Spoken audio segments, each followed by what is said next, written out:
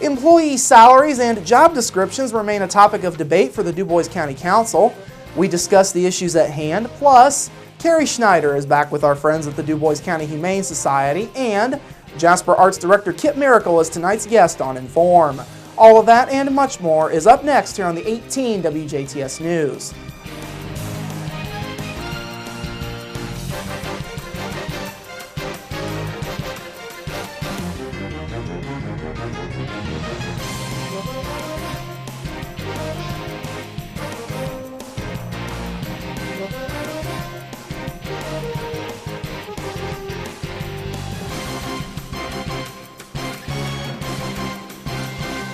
Hello, I'm Bradford Raths. We begin tonight with the ongoing debate over salaries and job descriptions for DuBois County employees.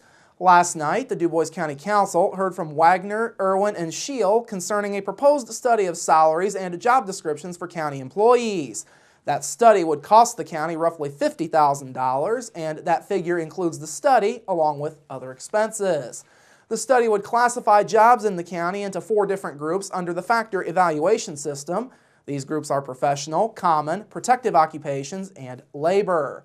Job descriptions in DuBois County have not been updated since 1993. Wagner, Irwin, and Scheel has done similar work for Perry, Knox, Greene, and Spencer counties, among others.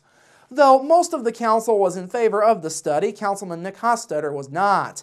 During the meeting, he presented a proposal in favor of hiring a human resources director for the county and foregoing the study altogether.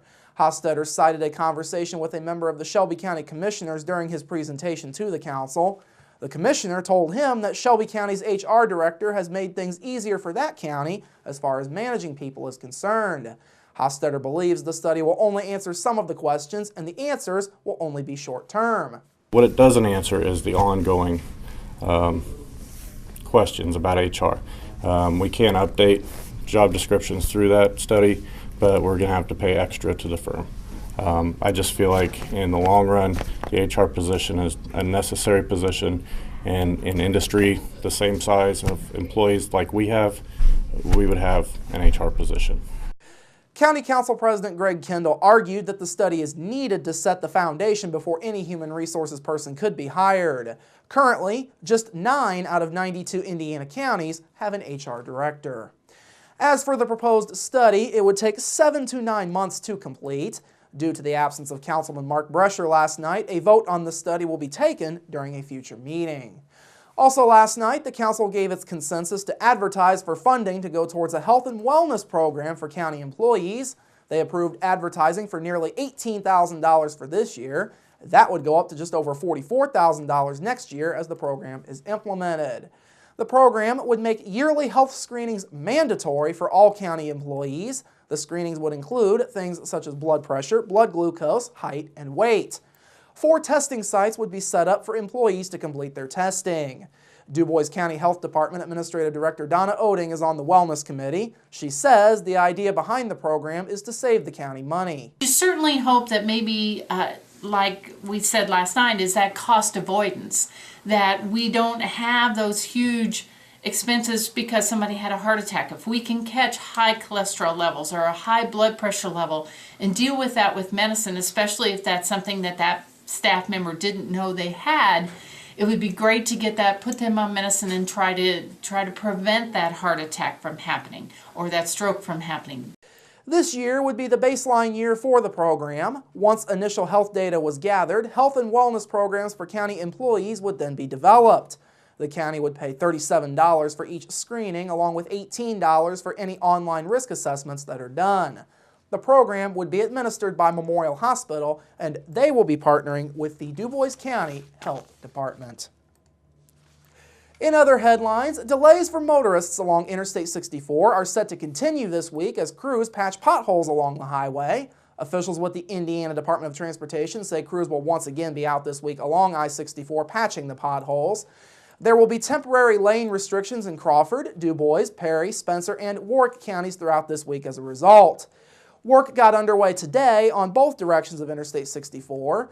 The work will take place between State Road 61 at exit 39 to State Road 66 at exit 92. The project is expected to take the rest of this week, and work will start at 7 a.m. local time and be done by 4 p.m. local time daily. All work is expected to be completed by Friday evening, that is, of course, weather permitting. INDOT is asking motorists to slow down and stay alert when they encounter pavement maintenance crews. Drivers across southwestern Indiana are able to monitor traffic and road closures in several different ways. You can go online to trafficwise.in.gov, or you can visit INDOT Southwest's Facebook and Twitter pages. The DuBois County Sheriff's Department is now raising money for a second canine. The department currently has one canine. That dog, named Judge, began working with Deputy Brad Kendall last year. The second dog would be teamed up with Deputy Jesus Moneres and would work to fight drugs like heroin and recently discovered street drugs such as gravel. The department says having a second canine would also be useful, as one would be available during the day and the other could work during the night shift. The canine unit is currently used for traffic stops, consent searches, and searches related to arrests, among other roles.